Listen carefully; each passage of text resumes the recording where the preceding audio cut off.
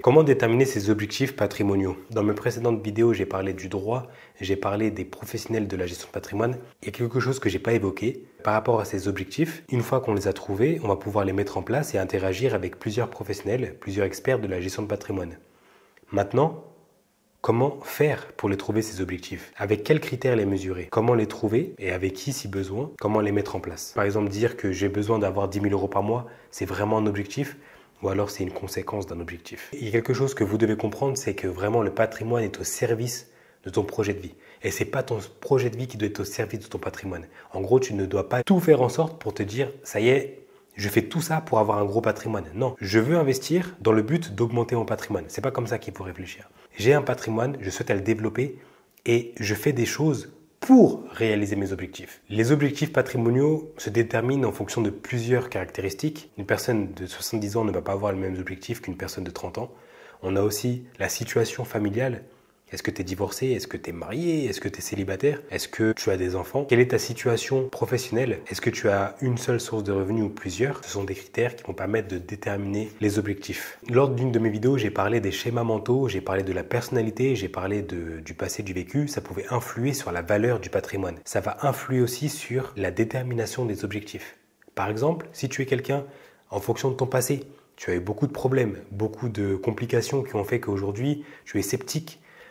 Aujourd'hui, tu as peur de faire confiance ou alors tu as peur de prendre des risques, forcément, tes objectifs et même tes investissements vont être corrélés avec ton passé. Donc forcément, tu vas peut-être pas investir dans des solutions à risque et c'est quelque chose aussi qui peut se déterminer, le risque, avec l'âge. Quelqu'un de plus âgé va prendre moins de risques parce qu'il ne peut pas se permettre de prendre des risques. À 80 ans ou 70 ans ou même à la retraite, on ne peut pas se permettre de prendre autant de risques que quelqu'un de 22 ans qui vient de démarrer dans la vie active.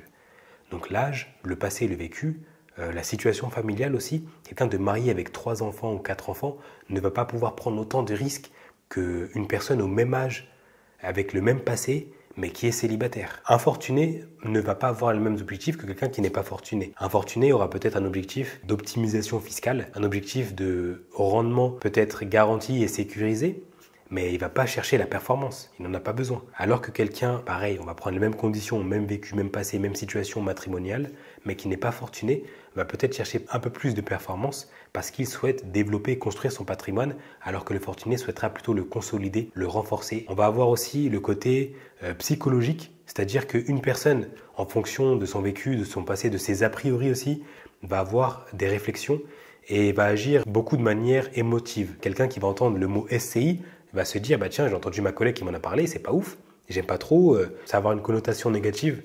Et donc la personne ne va pas pencher pour cette solution. Le professionnel de la gestion de patrimoine sait tout ça, sait comment les personnes réagissent, sait que en fonction des clients, de leur passé, de leur vécu, en fonction de leur psychologie, ça va influer aussi sur les solutions et même sur leurs objectifs par rapport à comment ils se comportent. Il y a aussi quelque chose auquel il faut vraiment penser.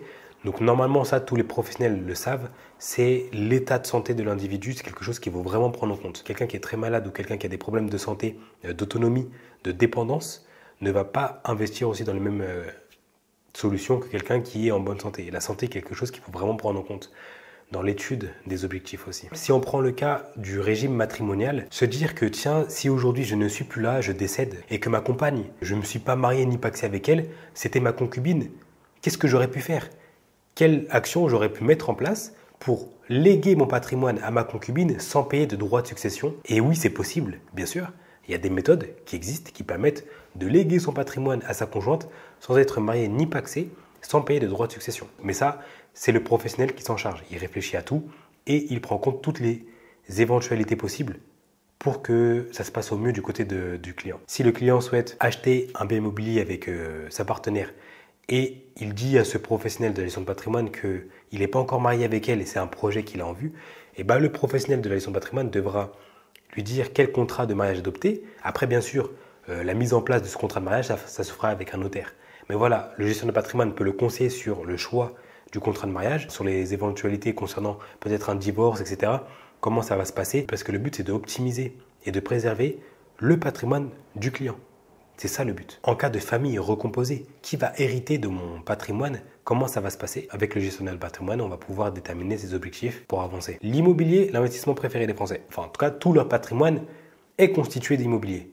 Là, ça peut poser un problème. Pourquoi? Parce qu'on parle d'un patrimoine surpondéré dans une seule classe d'actifs, l'immobilier. C'est une classe d'actifs qui n'est pas liquide. S'il y a un problème et qu'on va devoir vendre un bien immobilier parce que ça nous coûte trop cher, il y a trop de rénovations suite aux nouvelles lois énergétiques, voilà, il y a des ballons d'eau chaude qui fonctionnent plus, il y a des fuites, etc. Ça coûte. Et pour toutes ces raisons, si jamais on doit revendre le bien immobilier parce qu'on ne peut plus se permettre de le payer, voilà, c'est pas liquide, ça va prendre plusieurs mois, 3-4 mois pour la vendre au minimum.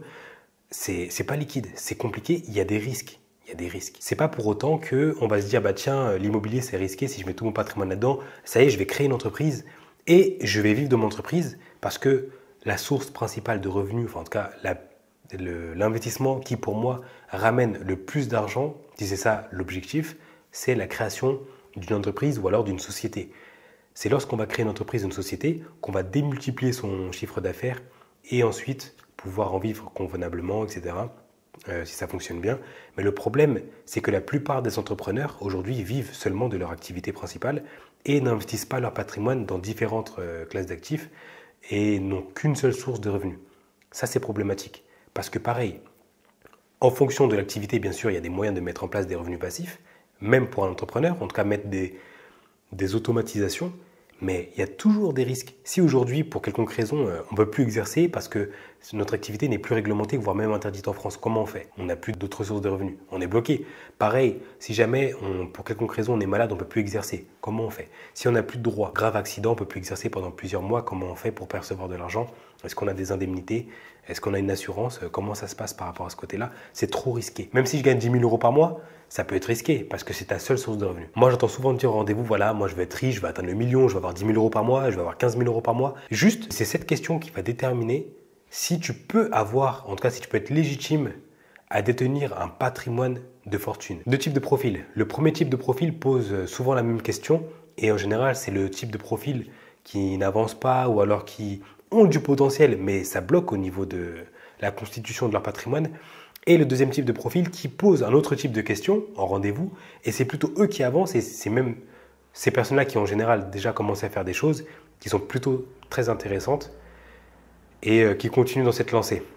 Alors le premier type de profil, c'est des personnes qui vont plutôt te dire, qui vont plutôt me dire en rendez-vous, voilà, j'ai vu ça, ça m'intéresse, combien ça coûte? Ça m'intéresse vraiment, mais je souhaite investir, mais voilà, je souhaite savoir combien ça coûte. Ça, c'est le premier type de profil. Le deuxième type de profil de personnes qui vont me voir en rendez-vous et qui réussissent un peu mieux, c'est, voilà, j'ai vu ça, j'ai vu ci. Je veux savoir concrètement combien ça va me rapporter. Bien sûr, combien ça va me rapporter par rapport à ce que ça va me coûter. Et c'est ce profil-là qui avance le plus. Je vois le résultat, je vois combien ça me rapporte, c'est intéressant. Maintenant, comparé au résultat, est-ce que le coût en vaut la peine? Et c'est totalement différent. Parce que si on prend en compte que le coût, mais sans avoir pris en compte le résultat, on va direct être bloqué. Parce que tout a un coût. Par contre, tout n'a pas du résultat. Ce qu'il faut, ce sur quoi il faut se pencher pour augmenter son patrimoine, devenir riche et accomplir ses objectifs, c'est s'intéresser surtout au résultat. C'est, oui, ça va me coûter, mais concrètement, quel sera le résultat par rapport à ce coût? Avoir un objectif, ça ne veut pas forcément dire avoir de l'argent, avoir un bien immobilier, avoir une retraite convenable. Un objectif, que je peux aussi entendre en rendez-vous, c'est, voilà, lorsque je vais décéder, je veux que ma compagne hérite de la plupart de mon patrimoine, mais je ne veux pas déshériter mes enfants. Je veux trouver un moyen de léguer mon patrimoine de manière équitable avec mes enfants et ma femme, mais je veux voilà, que ma femme s'occupe, par exemple, de mon patrimoine ou qu'elle en perçoive les fruits, et mes enfants deviennent les propriétaires, etc., en optimisant tout ce qui va être la fiscalité, éviter les droits de succession, etc. Ça, c'est un objectif. Maintenant, où placer le curseur? Concrètement, j'ai des objectifs, est-ce qu'ils sont possibles entre eux? Est-ce qu'ils sont complémentaires? Est-ce que j'en ai plusieurs qui sont sur une seule année ou dispatchés sur une échelle de temps un peu plus longue? Savoir quel objectif on va prendre en premier, ceux qu'on va pouvoir traiter dans un second temps. Tout ça, c'est le rôle du conseiller en investissement financier. C'est son rôle, déterminer les objectifs, les classer, les répertorier, savoir où placer la jauge, où placer le curseur, savoir quels sont les objectifs prioritaires et savoir aussi guider le client, l'accompagner sur la réflexion des objectifs aussi. C'est-à-dire que tu peux avoir des objectifs, mais si c'est par exemple, je veux 10 biens immobiliers et tout donner à une personne, ou alors, voilà, je vais faire 10 000 euros par mois dès 3 mois, bah, après notre rôle, c'est de savoir qu'il y a des choses qui sont possibles, mais tout a un risque. Et maintenant, le profil de risque, c'est quelque chose aussi qu'on fait au premier rendez-vous. Le profil de risque, c'est analyser le client, ses connaissances financières, voir s'il est prêt à supporter des risques. Ça, c'est quelque chose qu'il faut prendre en compte aussi sur l'étude des objectifs.